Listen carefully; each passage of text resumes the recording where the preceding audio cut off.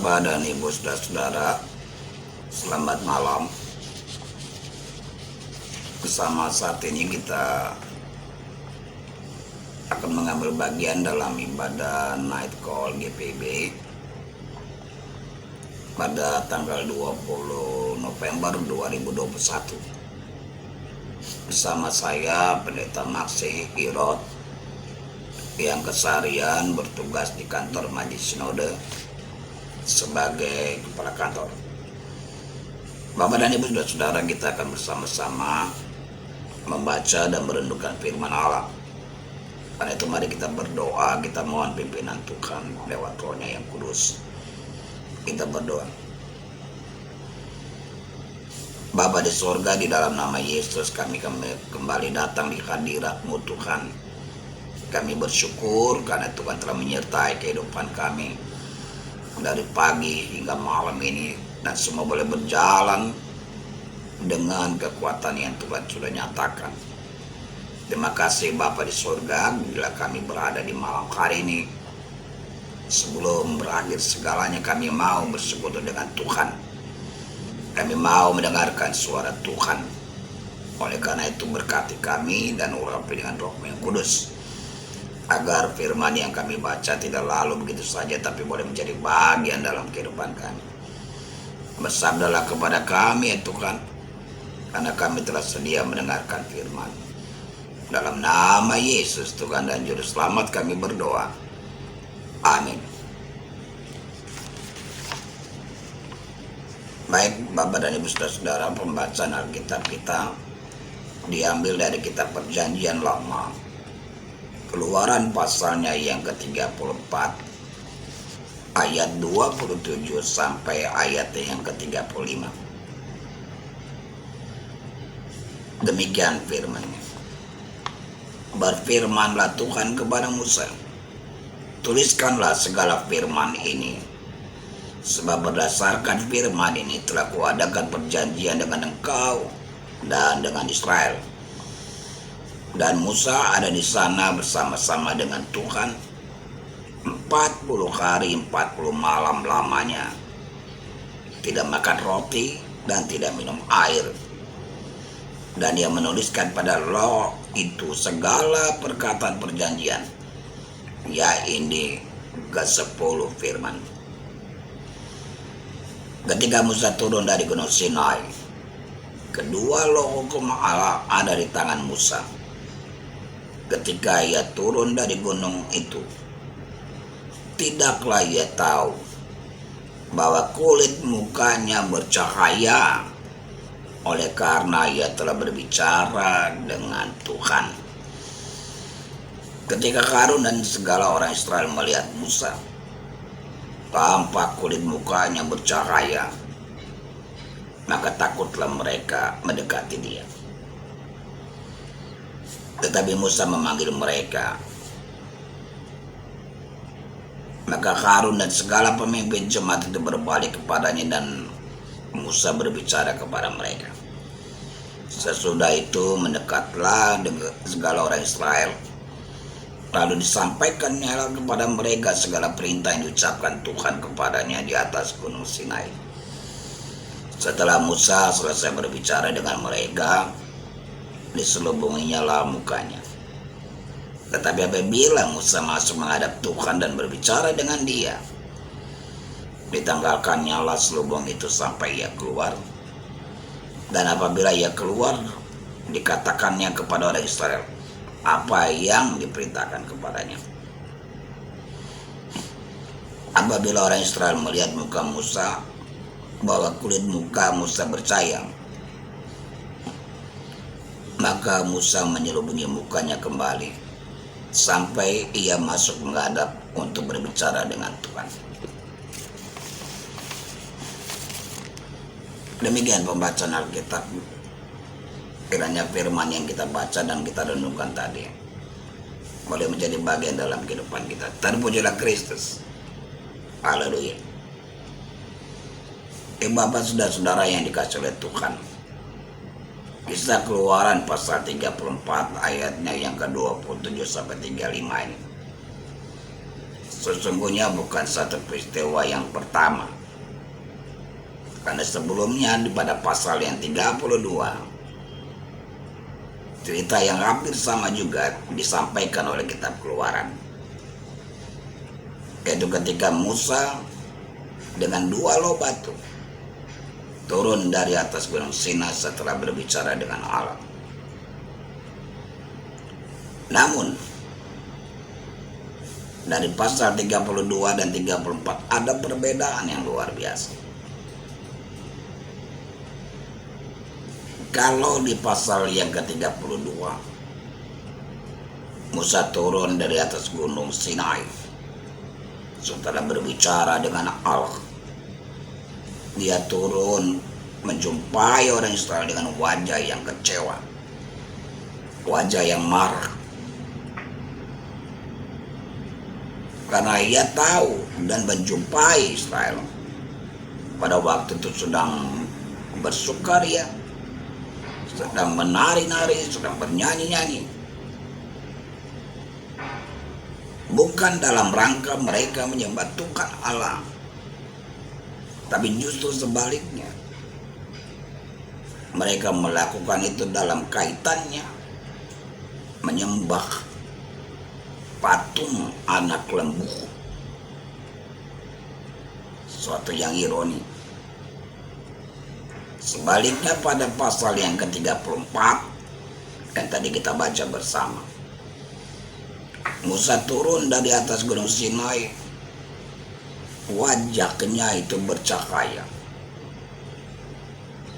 Orang zaman sekarang bilang glowing, bercahaya. Dan itu terjadi tanpa disadari oleh Musa, tapi dilihat oleh banyak orang, terutama adalah komunitas orang-orang Israel pada saat itu. Perubahan yang dialami Musa memang sesuatu yang luar biasa.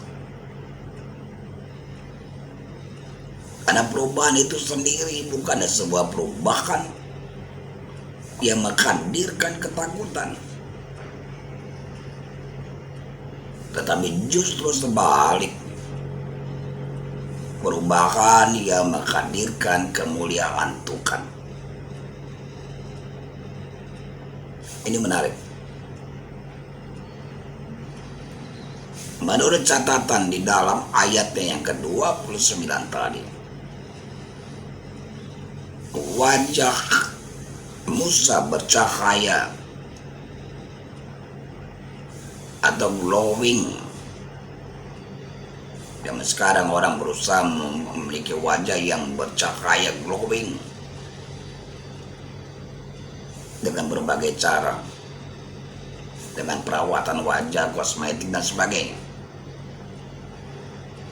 Tapi Musa tanpa perawatan wajah, wajahnya bersinar, bercahaya luar biasa. Dan kita tahu ayat 29 tadi mengatakan, semua itu terjadi karena ia berbicara dengan Tuhan. Atau wajah Musa itu bercahaya setelah ia berbicara dengan Tuhan. Luar biasa ya Bapak. Berbicara dengan Tuhan membawa satu dampak, memancarkan aura yang luar biasa yang bercahaya bagi Musa. Semua itu memang bisa saja terjadi sepanjang kalau kita memahami bahwa berbicara dengan Tuhan itu yang diimani oleh Musa adalah saat yang sangat menyenangkan. Sekalipun untuk itu Musa harus selama 40 hari 40 malam tidak makan dan tidak minum.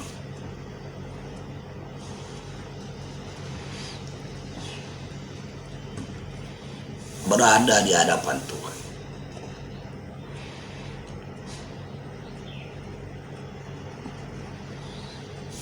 adalah saat yang jauh lebih berarti dari kalau apapun. Karena pada saat itulah Musa mendengar firman Tuhan. Dia bisa berbicara dengan Allah. Dan itu dia lakukan dengan hati yang tulus. Hati yang penuh sukacita. Hati yang dibangun dengan iman. Hati yang selalu bersyukur.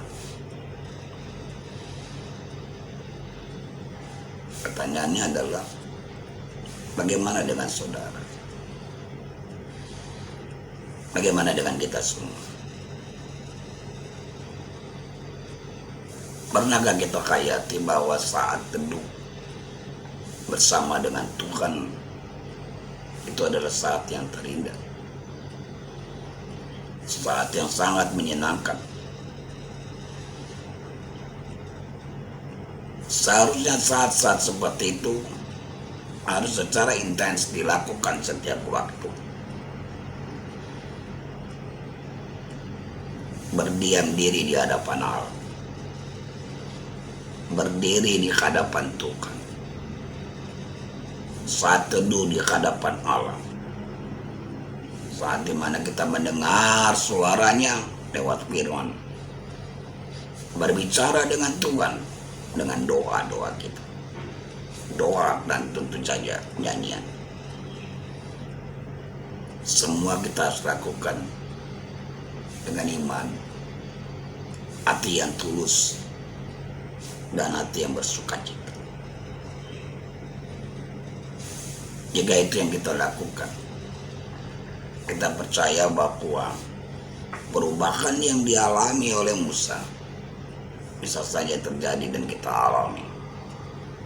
Kita mengalami kemuliaan Tuhan tanpa kita sadari. Tanpa kita sadari. Banyak orang akan melihat kemuliaan itu lewat wajah kita, lewat kehidupan kita. Dan tentu saja karena itu akan membuat orang memuliakan nama Tuhan. Karena itu Bapak dan Ibu saudara-saudara, teruslah kita membangun relasi dengan Tuhan, bersaat teduh dengan sungguh-sungguh, dan tetaplah menjadi terang Tuhan di mana kita berada. Amin. Mari kita berdoa. Bapa di sorga, terima kasih. Firman-Mu telah mengingatkan kepada kami untuk senantiasa boleh berada di hadirat Tuhan, mendengar suara Tuhan, berbicara dengan Engkau lewat doa dan nyanyian yang kami lakukan dengan hati yang penuh iman, hati yang bersukacita, hati yang bersyukur. Nah, kami percaya Bapa, setiap anak-anak Tuhan yang berada di hadirat-Mu, yang senantiasa memelihara persekutuan dengan Tuhan, pasti di dalam kehidupan ada kemuliaan-Mu Engkau nyatakan. Sehingga kehadiran kami sebagai gereja, pribadi, orang tua, keluarga, menjadi berkat kemuliaan bagi siapapun, dimanapun. Mampukan kami untuk menjadi terang kemuliaan Tuhan, agar kami terus boleh percaya dimanapun kami berada. Mampukan dan berkati gereja-Mu Tuhan GPIB, Fungsionalis Sinode 21, jemaat-jemaat GPIB yang tersebar di kota dan di desa, jemaat-jemaat pos-pos Pelkes, dimanapun Tuhan mau berkati, supaya kami tetap berada dalam relasi yang mesra intim dengan Tuhan, agar kehidupan kami memancarkan kemuliaan Allah di mana kami berada. Berkati bangsa dan negara kami Tuhan, dengan semua problema yang ada, terutama musibah banjir dan tanah longsor dimanapun. Tuhan tolong dan beri kekuatan bagi mereka. Berkati yang lemah, berkati yang sakit, dan berkati semua saudara-saudara kami, keluarga lepas keluarga, pribadi lepas pribadi. Kami serahkan doa ini Tuhan, hanya di dalam nama Yesus, Tuhan dan Juru Selamat kami berdoa. Amin. Terima kasih Bapak Ibu, selamat malam. Tuhan Yesus memberkati kehidupan kita sekalian. Amin.